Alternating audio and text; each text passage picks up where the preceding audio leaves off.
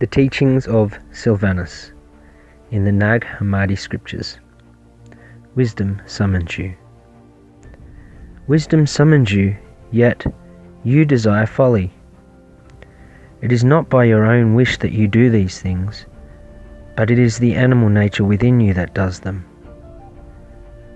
Wisdom summons you in her goodness, saying, "Come to me, all of you foolish ones, that you may receive a gift, the understanding that is good and excellent.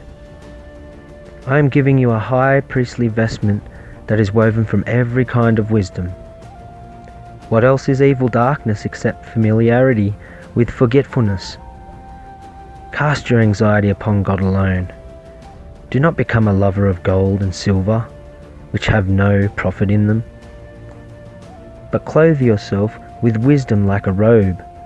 Put knowledge on yourself like a crown, and be seated upon a throne of perception. These are yours, and you will receive them again on high at another time.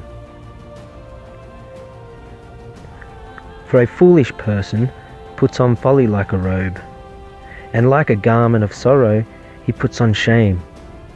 He crowns himself with ignorance and seats himself on a throne of incomprehension.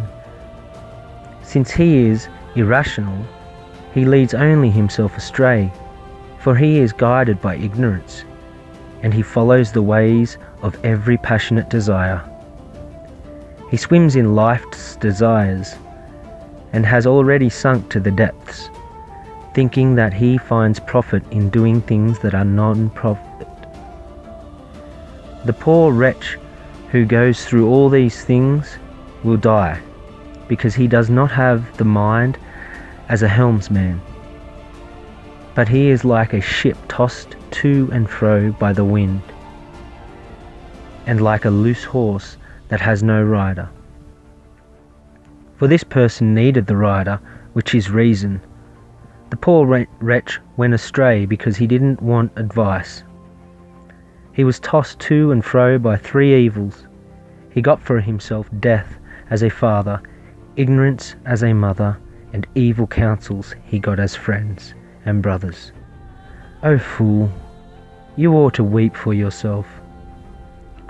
From now on, then, my child, return to your divine nature. Cast from yourself these evil deceiving friends. Take for yourself Christ, the true friend, as a good teacher. Cast death from yourself, which had become a father to you, for death did not exist at first, nor will it exist in the end. But since you cast from yourself God, the Holy Father, the true life, the spring of life, you have consequently inherited death as your father, and ignorance you have gotten as your mother.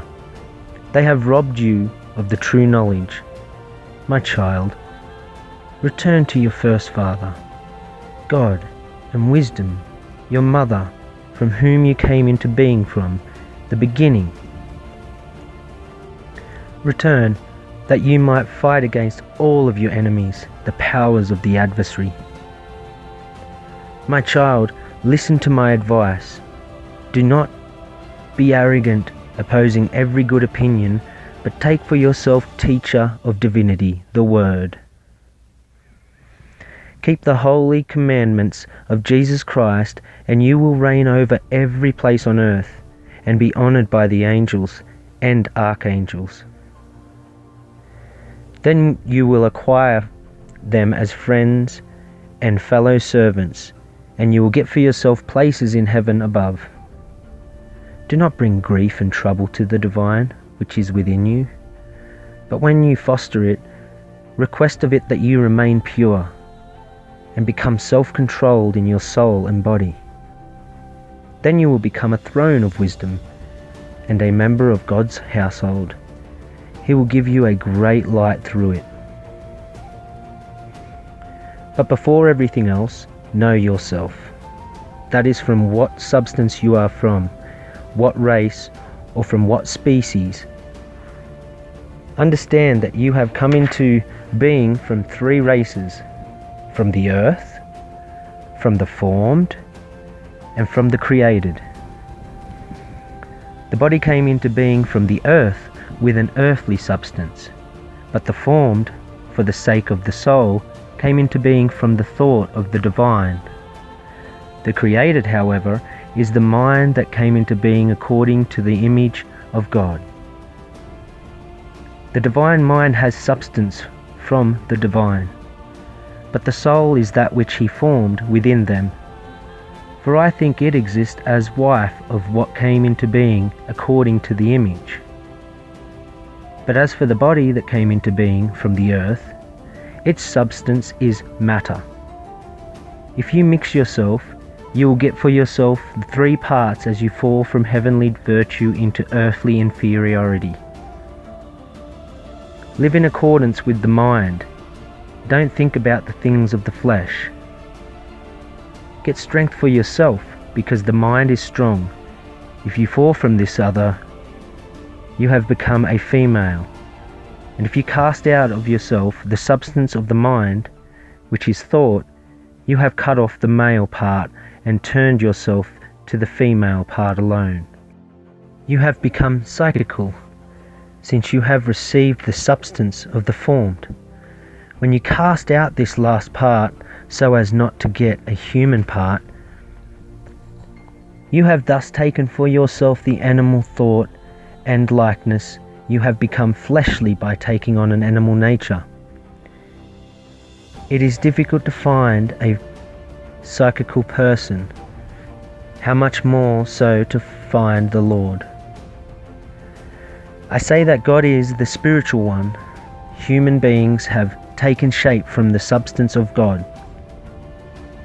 The divine soul shares partly in him.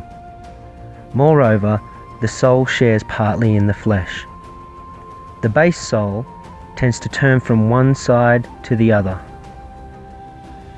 How would it seem to truth? It is good for you, O man, to turn yourself toward the human rather than the animal nature. I mean the fleshly nature. You will take on the likeness of the part towards which you turn yourself. I'll tell you something else. Once again, in what will you take pleasure? Did you wish to become animal when you came into this kind of nature? Wouldn't you rather take part in a true nature of life? Animality will guide you into the earthly race, but the intellectual nature will guide you to intelligible forms. Turn toward the intellectual nature and cast from yourself the earth-engendered nature.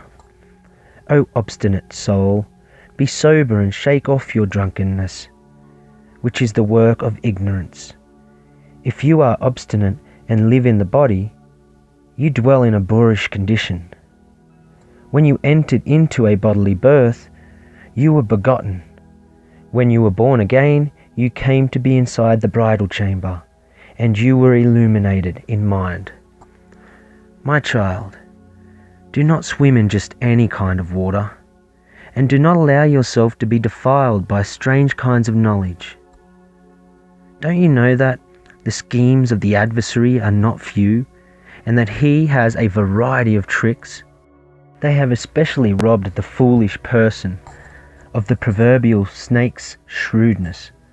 For it is right for you to be in agreement with these two, with the snake's shrewdness and the dove's innocence. Otherwise, he will come to you in the guise of a flatterer and true friend, saying, I advise good things for you. But if you received him as a true friend, you did not recognize this one's deceitfulness. For he casts into our heart evil thoughts disguised as good ones, hypocrisy as secure shrewdness, avarice as conservative fragility, love of glory as what is beautiful, boastfulness and pride as great austerity, and godliness as great godliness. The one who says, I have many gods, is godless, and he casts spurious knowledge into your heart, disguised as mysterious sayings. Who will be able to comprehend his thought and various devices? For those who wish to accept him as king, he is a great mind. My child, how will you be able to comprehend this one's schemes or his soul-killing counsel? For his devices and the schemes of his wickedness are many. And how will you be able to perceive his ways of entry, that is, how he will enter your soul, and how will you be able to perceive in what garment he will enter you? Except Christ, who is able to set you free. He has taken on that one's devices so that through these he might destroy him with guile. For this is the king you have, who is forever invincible. Against him no one will be able to fight or speak a word. This is your king and your father. There is none like him. The divine teacher is within you at all times as a helper. He meets you because of the good you have within you.